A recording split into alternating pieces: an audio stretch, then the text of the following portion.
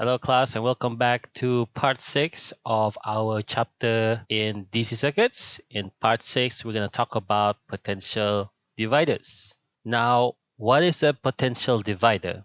Sometimes we want to vary the voltage given by a power source, for example, like a cell or power supply, and we do this by creating a potential divider circuit.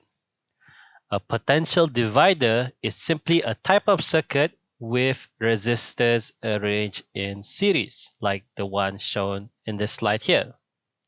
So a potential divider, like the name suggests, it splits up the voltage, particularly the EMF given by the source, for example, like the cell or power supply, so that we can control the voltage that is supplied by the circuit.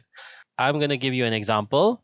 Let's say your cell gives a voltage of 3 volts, but you do not want to use all of that EMF or all that voltage in your circuit. So what you do is you create a potential divider circuit like this one here using 2 resistors in series. And if you remember your series circuit rule for voltage is shared in a series circuit. Let's say you only want to use 1 volt out of the 3 volts given by the cell. You can arrange the resistors or pick the resistors in such a way that 1 volt goes to the first resistor and the rest of the voltage can go to the other resistor. So this 1 volt here will be your voltage output, and that voltage is the one that you use to a different circuit. Okay, so this 2 volt here will not be used. So it basically just divides up the voltage or the EMF given by the source. Another good example of this is in your house, for example, you have a power socket, and in Brunei, our power socket gives us an EMF of about 230 volts or 240 volts. We sometimes do not need all that voltage. That voltage has to be split up, has to be divided. So there's usually a different kind of circuit that splits up the voltage. Let's say we only want to use 12 volts out of the 230. So 12 volts will be our voltage output for the first resistor, and then the second resistor will be the remaining voltage, which is 218. So you learned before that the potential difference across each resistor in a series arrangement changes according to the resistance of the resistor. Hence, we can divide the main voltage into 2 voltages. So the tap resistor, which is this resistor here, is used as the power supply of a sub-circuit. And this is an example of a sub-circuit. For example, again, let's say you have 230 volts of EMF given by the power socket in your home, and you only want to use 12 volts, for example, to charge your phone. So in the power socket or in the plug of your charger, there's a potential divider circuit there that divides up the 230 into 12, which you will use as the output voltage, and the remaining 218 goes to the other resistor, which won't be used. And this 12 volts will be connected to a different circuit. So this 12 volts will be the supply for the other circuit or the sub-circuit, as we call it.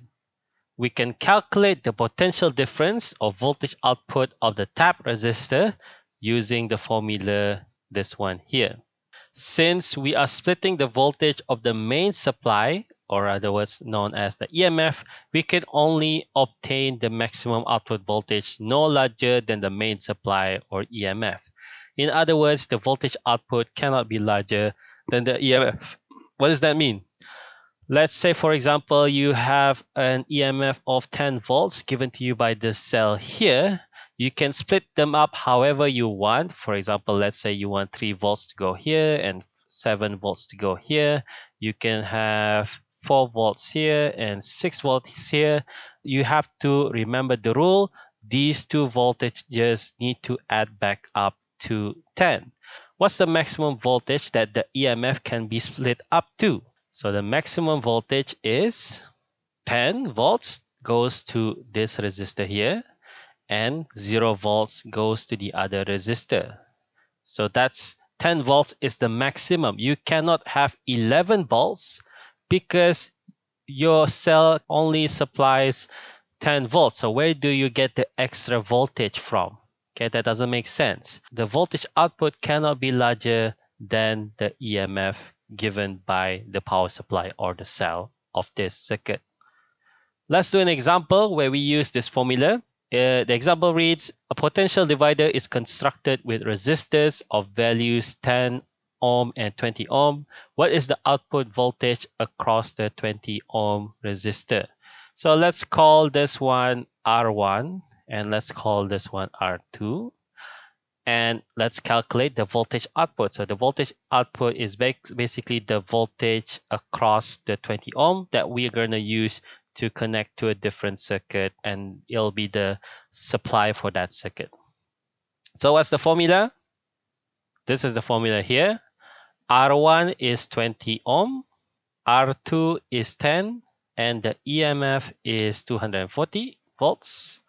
So if you calculate that, you will get 160 volts. Now, most potential dividers use a variable resistor to vary the output voltage, like this one here. Instead of having two fixed resistors, it's quite hard to change the output voltage. You can just use a variable resistor. That way you don't have to keep disconnecting and connecting resistors to find the voltage output that you want. So let's do some calculation to see how this works.